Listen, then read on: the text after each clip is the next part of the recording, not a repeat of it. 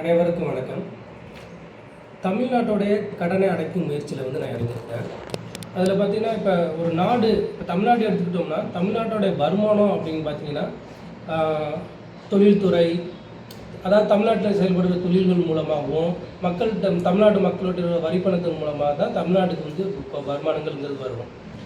ஆனால் தமிழ்நாட்டோடைய வருமானம் அதிகப்படியான இது பார்த்திங்கன்னா தொழிலா இல்லை விவசாயமா அப்படின்னு பார்த்தா தமிழ்நாட்டில் அதிகப்படியாக செய்கிறது பார்த்திங்கன்னா விவசாயம் தான். தமிழ்நாட்டுக்கு மட்டும் இல்லை, ஒரு நாட்டோட பெரும்பகுதியான மக்கள் செய்யக்கூடிய தொழில் என்னன்னு பார்த்தீங்கன்னா விவசாயம் தான் இருக்கும். நிறையா மக்களுடைய வாழ்வாதாரம் பார்த்திங்கன்னா விவசாயம் சார்ந்து தான் இருக்கும். ஆனால் தமிழ்நாட்டோடைய வருமானத்துக்கு தொழில் சார்ந்து அது மட்டுமே வருமானமாக போய்க்கிருக்கும். விவசாயத்திலிருந்து வருமானம் அப்படிங்கிறது பார்த்திங்கன்னா ரொம்ப கம்மி தான். அவங்களுடைய வாழ்வாதாரம் தமிழ்நாடு கவர்மெண்ட் எங்களுக்கான இதுக்கு போய்க்கிருக்கோம். அதன் மூலியமாக கவர்மெண்ட்டுக்கு ஒரு வருமானம் கிடைக்குதுன்னா அது கேள்விக்குறி தான். இது விவசாயத்தை பற்றி நான் தப்பாக சொல்ல வரல. அந்த விவசாயியால் ஏன் அந்த வருமானத்தை கொடுக்க முடியல அப்படின்னு ஒரு காரணம் ஒன்று இருக்குதுல்ல. விவசாயிகள் விவசாய விளைவிக்க பொருளுக்கு குறைந்தபட்ச ஆதார விலைங்கிறது இல்லை. அந்த விலை ஒரு நிர்ணயம் இல்லாதனால விலை கம்மியாக போகுது, சில டைம் எல்லாம் அதிகமாக போகுது. அதனால் ஒரு குறிப்பிட்ட வருமானம் அப்படிங்கிறது அவங்களுக்கு ஒரு இதே கிடைக்கல. அதனால தான் கவர்மெண்ட்டுக்கு அவங்களால கட்ட முடியல. நிறையா விவசாயம் சார்ந்த தொழில்களுக்கு கவர்மெண்ட் நிறைய மானியங்கள் ஒதுக்குது, நிறையா இது பண்ணுறாங்க. நிறைய டைம் வட்டிகள் இதுக்கு கடன்கள்லாம் தள்ளுபடி பண்ணுறாங்க. அது இவ்வளோ ஃபுல் அமௌண்ட்டும் கட்ட முடியல அப்படிங்கிற விவசாயிகள்லாம் கோரிக்கை வைக்கிறாங்க.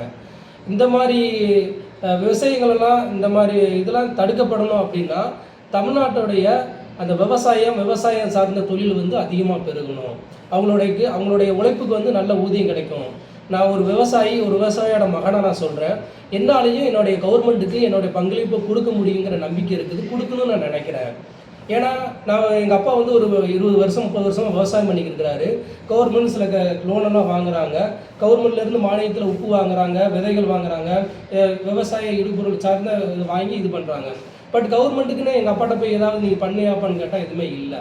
அவர் விளைய வைக்கிறாரு, அவர் இது பண்ணுறாரு, இது கிடைக்கிற லாபத்தில் ஏதோ குடும்பத்தை போய்க்கிருக்குது. ஆனால் எங்களுடைய கோரிக்கை நிறைவேற்றப்பட்டால் தமிழ்நாடு கவர்மெண்ட்டுக்கும் எங்களால் வரிப்பணம் கட்ட முடியும். இது எல்லாரையும் கட்டணும், எல்லாரையும் கட்டுங்க அப்படின்னு சொல்லி நான் விவசாயியெல்லாம் கட்டுங்க நான் சொல்ல வரல. அதாவது எங்களுக்கு நீங்கள் குறைந்தபட்ச ஆதார விலையை கொடுத்துடுங்க. அதே மூலமாக நாங்கள் எவ்வளோ கட்டுறோம் அப்படின்னா ஒரு ஏக்கர், அதாவது ஒரு ஏக்கருக்கு இல்லை, ஒரு லட்சம் வருமானத்துக்கு 2%, 1 லட்சம்னா ஒரு 2000 ரூபாய் வரும் 2%. அந்த வரி பணத்தை எங்களால் கட்ட முடியும். ஏன்னா ஒரு நாட்டோடைய முதுகெலும்பு விவசாயம் தான். அதான் எங்கள் விவசாயம் தமிழ்நாட்டோட கடன் அதிகரிச்சிருக்கிறதுனால எங்களால் கட்ட முடியும் அப்படிங்கிற எனக்கு ஒரு வந்திருக்குது. அதே போல் இது எல்லா விவசாயியும் கட்டுங்கன்னு நான் கட்டாயமாக சொல்லலை. என்ன உங்களுடைய அதாவது கூட்டுறவு வங்கிகள் இருக்குல்ல, கூட்டுறவு வங்கிகளில் நாங்கள் விவசாயம் இப்போ ஒரு ஏக்கருக்கு எனக்கு இந்த வருஷத்தில் எனக்கு 1 லட்ச ரூபாய் நான் விவசாயம் பண்ணியிருக்கேன், அதில் நான் 2% வட்டி கட்டுறேன் அப்படிங்கிறத அந்த கூட்டுறவு வங்கிகள் மூலமாக செலுத்தணும். இந்த கவர்மெண்ட் என்ன பண்ணணும் அப்படின்னா எல்லாரும் கட்டணம் அவசியம் இல்லை, அவங்க விருப்பப்படுறவங்க கட்டிக்கிடலாம். ஆனால் இந்த கட்டுறவங்களுக்கு கவர்மெண்ட் முன்னுரிமை கொடுக்கணும். அப்படின்னா தான் நிறைய பேர் கட்டுவாங்க, தமிழோட வருமானமும் அதிகமாகும். எப்படி அப்படின்னா அவங்களுக்கு விவசாயம் சார்ந்த மானியங்கள் கொடுக்கும்போது அந்த கட்டின ரசீதை வச்சு அவங்களுக்கு ஒரு முன்னுரிமை கொடுக்கணும். அப்போ விவசாய கடன்கள் தள்ளுபடி பண்ணும்போது நான் இவ்வளோ இது பண்ணியிருக்கிறேன் அப்படிங்கிறத காட்டும் போது அவங்களுக்கு ஒரு கூடுதல் முன்னுரிமை கொடுக்கணும். அப்படி கூடுதல் முன்னுரிமை கொடுக்கும்போது கண்டிப்பான முறையில் எல்லா விவசாயிகளும் அவங்களுக்கு கவர்மெண்ட்டுக்கு தேவையான வரிப்பணத்தை கட்டுவாங்க. இது அதிக பணம் கிடையாது. 1 லட்சம் ரூபாய்க்கு 2%ங்கும் போது 2000 தான். அந்த 2000 ரூபாய்ங்கிறது அவங்களால முடிச்சதை கட்டணுங்கும் போது கண்டிப்பாக இந்த ஒரு அமௌண்ட் பெரிய லெவலில் இது பண்ணும். அட்லீஸ்ட் இந்த ஒரு கடனை அடைக்கிறதால இல்லை, விவசாயம் சார்ந்த இதுக்கு மக்கள் கவர்மெண்ட் அதிகமாக செலவிடுவாங்க. ஏன்னா சட்டசபை வீடியோவில் பார்த்தேன், திருமதி சௌமியா அன்புமணி, டாக்டர் சௌமியா அன்புமணி அவர்கள் என்ன சொன்னாங்க அப்படின்னா 1 லட்சம் கோடி ரூபாய் இருந்துச்சு அப்படின்னா நிறைய நதிநீர், நல்ல நதிகளில் கழிவுநீர் கலக்கப்படுது, சீரமைக்காமல் இருக்குது, அதனால் குளம் குட்டையெல்லாம் மேம்படுத்தாமல் இருக்குது, இதனால் விவசாயத்துக்கு தேவையான தண்ணீர் கிடைக்க மாட்டேங்குது அப்படின்னு சொல்லியிருக்கிறாங்க. இப்படி வரிகள் கட்டுறது மூலமாக கண்டிப்பாக அந்த 1 லட்சம் கோடி விவசாயிகளால் மட்டும் கொடுக்க முடியும். அப்படி கொடுக்கறதுனால விவசாயத்துக்கு அந்த அமௌண்ட்டை அந்த குளங்களை தூர்வாடுறதும் புது குளங்களை வெட்டுறதும் புது தடுப்பணைகள் கட்டுறது மூலமாக நல்ல நீர் கழிவுநீர் கலக்கப்படுது எல்லாமே தடுக்கப்படுவது மூலமாக தமிழ்நாட்டுடைய விவசாயம் செழிக்கும். அதே போல் இந்த ஆரோக்கியமான நல்ல ஒரு காய்கறிகளையும் நல்ல ஒரு தரமான உணவுப் பொருட்களையும் விவசாயியால் கொடுக்க முடியும். இது ஒரு ஒரு தனிப்பட்ட விவசாயம் சார்ந்த ஒரு இது மட்டும் கிடையாது, எல்லாத்துக்குமாக இது பயன்படும். கண்டிப்பாக இதை நான் சொல்கிற விஷயத்த சில பல ஆங்கில வந்து நீங்கள் சிந்திச்சு பாருங்கள். கண்டிப்பாக இதுக்கு இப்போ கார்பரேட் நிறுவனங்கள் இருக்குது, அதில் சிஎஸ்ஆர் அமௌண்ட் வந்து 2%. அதாவது சிஎஸ்ஆர் அப்படின்னா கார்பரேட் சோசியல் ரெஸ்பான்சிபிலிட்டின்னு இருக்கும்.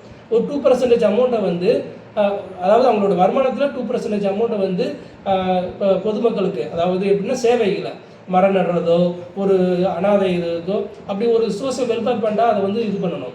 அந்த மாதிரி கார்பரேட் பெரிய பெரிய கார்பரேட்டுகள் வந்து இந்த 2% அமௌண்ட்டை வந்து நீங்கள் நிறையா இது பண்ணுறீங்க, அதை விவசாயத்துக்கு பயன்படுத்திங்கன்னா, அதை விவசாய நீர்நிலைகளை சுத்தப்படுத்துறது, தடுப்பணைகளை கட்டுறதுக்கு, உங்கள் ஊர்களில் உங்கள் இருக்கிற ஏதாவது ஒரு குளத்தை சீரமைச்சு ஏதாவது அந்த மாதிரி பண்ணிங்கன்னா அந்த ஏரியாவில் உள்ள விவசாயம் இதாகும்.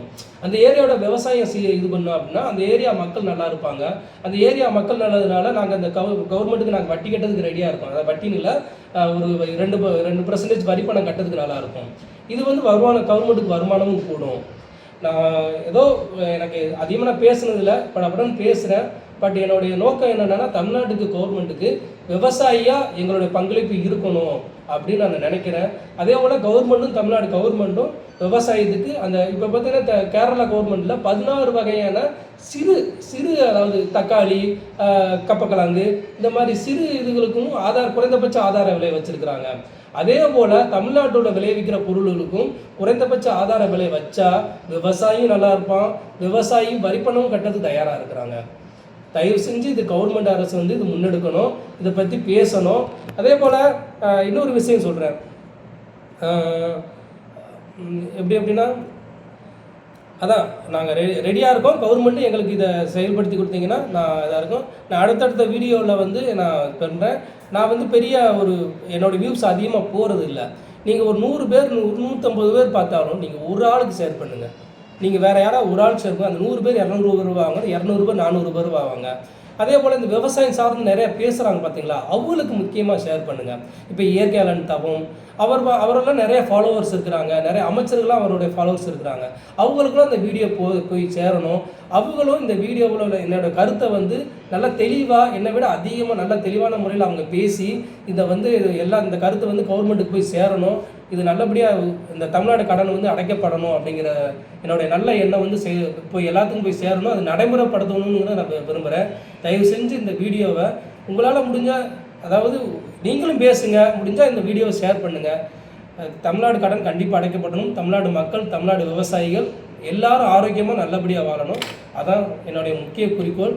நன்றி, வணக்கம்.